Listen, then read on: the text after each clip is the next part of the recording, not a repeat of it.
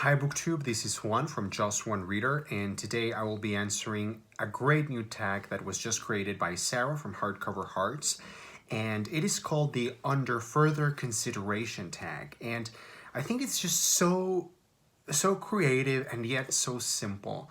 And I think that's why it's such a great book tag, because it is such a simple idea, but how come no one ever really thought of it before? And I'm pretty sure someone has already thought about these questions, and I'm pretty sure this is something that we do regularly as readers, is looking back on our reading experiences over the years and sort of reassessing our own judgments on a particular book or different books.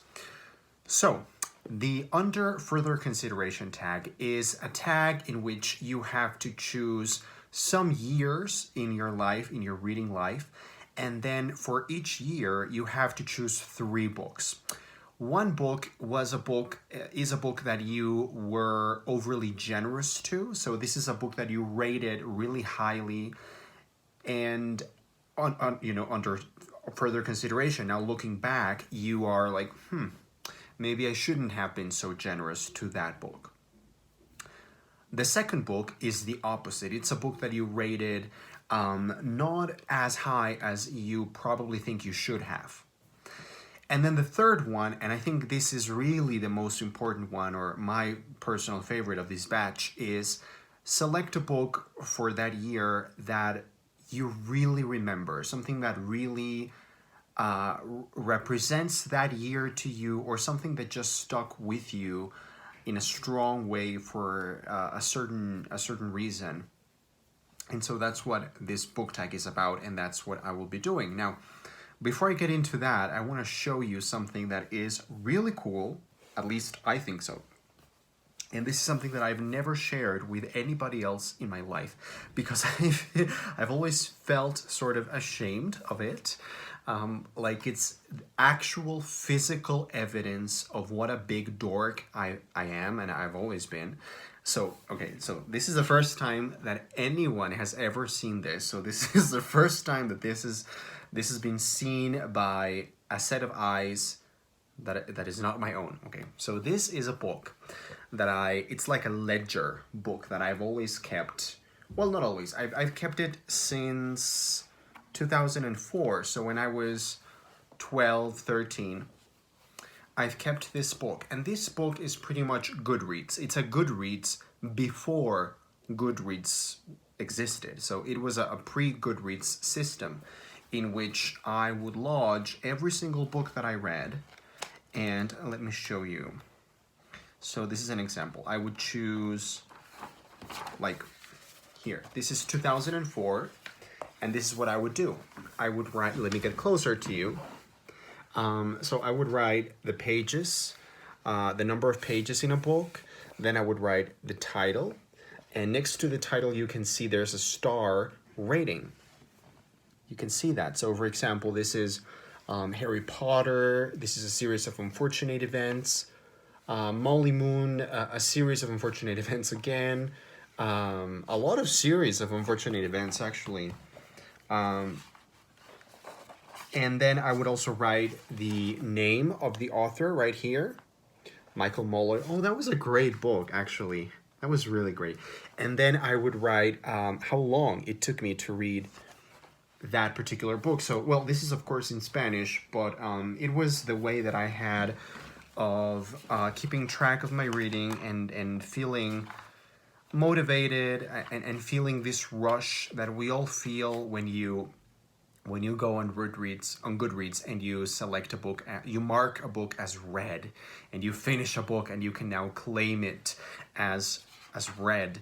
So this was my way of having that feeling. And then I also was like doing top 10 lists from a very young age. So at the end of each year, I would make a top 10 list, or in this case, a top 15 list. And so yeah, this was pretty much my own personal Goodreads/BookTube before these things were around. Okay, so having shown you this and having said what this book tag is about, I am going to now choose 3 years throughout my reading life, and I'm gonna share 3 books for each year, and I'm gonna talk about them. So I wanted to give you like an overview, like a general overview of what my reading life has been like. So I figured I'm gonna show you something from 2005, which was almost 15 years ago. Then I'm gonna show you something from 2010. Yes, so 2005, 2010, and then I guess we're gonna do 2015 to make it even and perfect. Okay. Yeah, so I think that's what we're gonna do, and so yeah, let's get started. Okay, so for 2005, the book that I think I was a little bit too generous to was actually Harry Potter and the Half-Blood Prince. If you remember, 2005 was the year in which this book came out. So I gave this book 5 out of 5, 10 out of 10 back in the day because, well, it was a new release. It was the new Harry Potter, the adrenaline, the excitement, the enjoyment. I was just so satisfied when I read this book. Like, there was no way I would have given it less than 5 stars. However, now, looking back into the series and this particular installment in the series, this is my least favorite one. And I know this book has some amazing things in it, like the whole thing with Dumbledore and Snape and the learning about the Horcruxes and the Pensieve, and there's wonderful things in here. But the last time that I reread the series, this was the weakest one in my opinion. It was the least. It was not the best as a standalone, I guess. So yeah, right now I would rate this book maybe 4 out of 5 instead of 5 out of 5. Then, the book that I think I did not rate as highly as I now would was actually also Harry Potter, but this time it's Harry Potter number 5, The Order of the Phoenix. So, in 2005, I was reading a lot of Harry Potter and many other young adult series because I was 13, 14. So I was reading Harry Potter like crazy. And I don't know why, but I never really loved this particular one. And I guess it's because it's the slowest, it's the most, it's the one that really meanders and sort of goes in different pathways, and it's not as concise and as spectacular as some others in the series are. However, looking back into the series, like the last time that I reread the series, which was like not so long ago, this was my favorite. So this is now officially my favorite Harry Potter book. This is by far the one that I enjoy the most. Just a little bit more than Goblet of Fire. So yeah, this is now my favorite. And so the other question or prompt is a book that really stands out from 2005, a book that I have been really thinking about, or something that I've carried along with me since 2005. And I have 2 answers for this because they became immediately 2 of my favorite, like top 10 favorite books. One of them is The Never-Ending Story by Michael Ende. This is probably what I consider to be my favorite book of all time. But then the other one is His Dark Materials by Philip Pullman, which is actually the book that I am rereading at the moment. So this is a book that I'm still reading 14 years after I read it in 2005. And I'm pretty sure 2005 wasn't even the first time that I was reading them. I probably was already rereading them by 2005. So those are the books that I will carry from 2005. All right, so now let's jump ahead in time. This is 5 years after that. This is 2010. And so 2010 was a very different year to 2005. In 2005, I was reading Harry Potter, Historic Materials, The Chronicles of Narnia, A Series of Unfortunate Events, a lot of YA children's middle grade fiction. Then in 2010, what I can appreciate is that I was sort of mixing a little bit more. I was reading still some fantasy, middle grade, all the same stuff, but I was reaching out a little bit more. So, I think my three selections show that. So, the book that I think I was a little bit too generous to was Buried Fire, and this is actually a great book. This is by Jonathan Stroud. It is middle grade fantasy. It's wonderful. It's really, really fun and enchanting, and I really love Jonathan Stroud. He's the writer of the Bartimaeus trilogy, which is wonderful.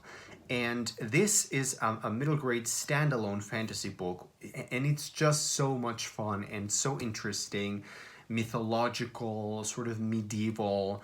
It's like a dragon themed book, and it's really fun, and I really loved it. But I think under further consideration, looking back, I would not rate it as high as I did way back when. But I still very much recommend it, and I recommend anything and everything by that author. Then, the book that I think I have grown to appreciate more is actually a book that I remember really enjoying, and it's amazing that I'm still thinking about how unique this book was, and I am talking about The Domino Man. This is by Jonathan Barnes. This is actually a sequel to another book by Jonathan Barnes, The Somnambulist, which is also really good. And what I love about these two books, The Somnambulist and The Domino Man, is that they are so strange and so unique and really original. I cannot really think of how to even describe them. They are kind of sci-fi, fantasy, urban fantasy, horror, funny, weird. They are really strange. Steampunk, a lot of steampunk, I guess, is in here as well. But they are wonderful, and I really enjoy his writing as well. So if you haven't heard about this, which you probably haven't, this is something to be on the lookout for. And then finally, the book that represents 2010 for me, or the book that I really hold very dear, that I read in 2010, I think for the first time, is The Name of the Wind by Patrick Rothfuss.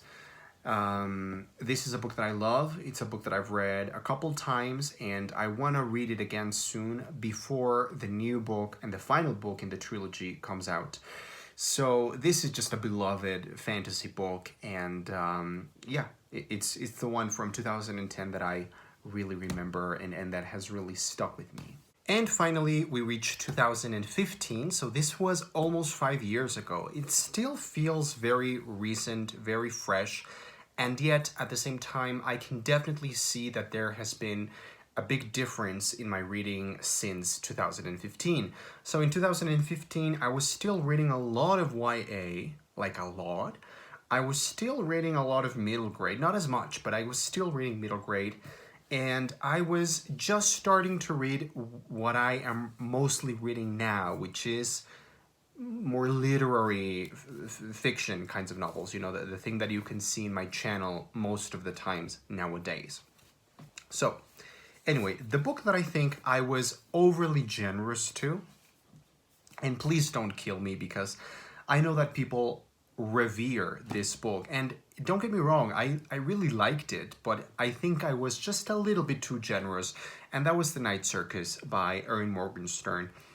I think I fell into the hype thing surrounding this book, and I just immediately loved it and raved about it.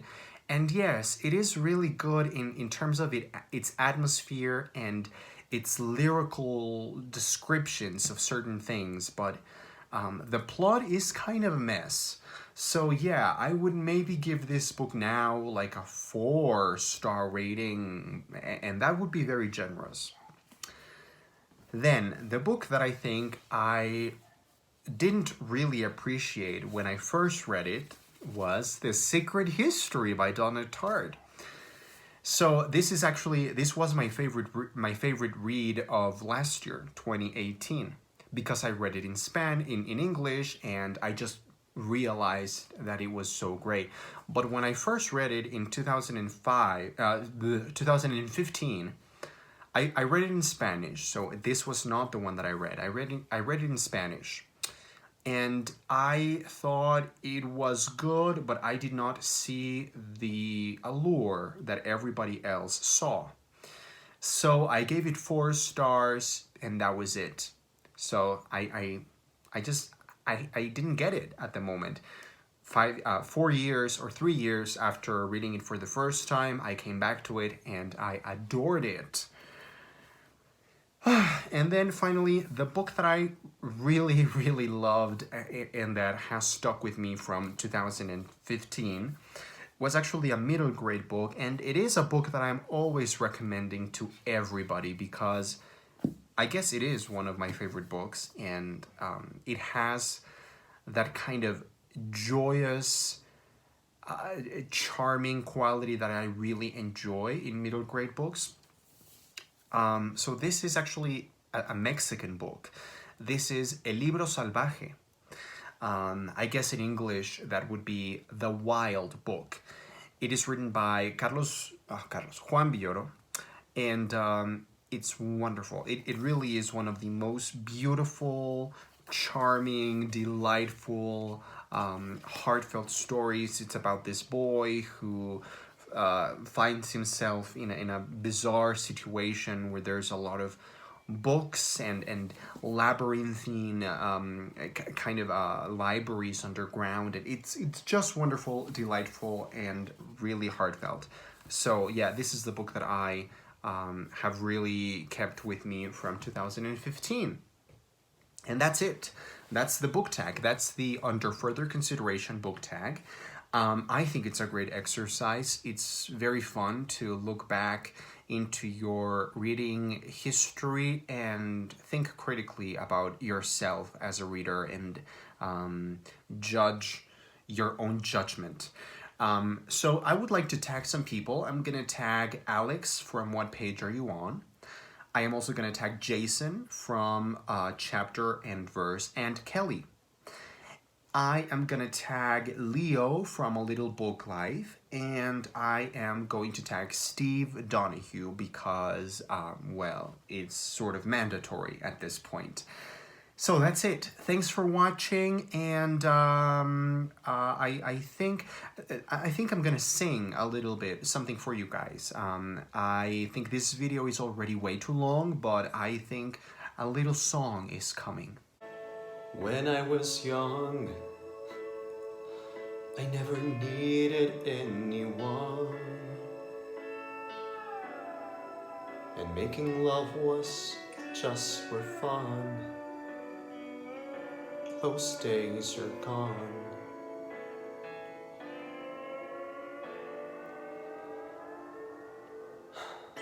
All by myself.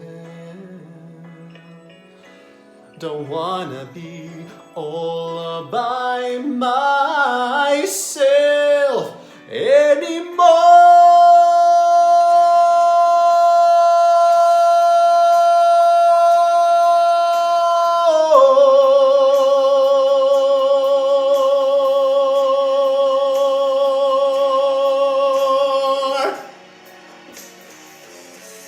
This is the thing that Celine does.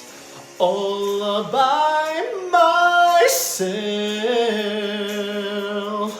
don't wanna leave. How Celine does it. All by myself, don't wanna leave. You get the drift.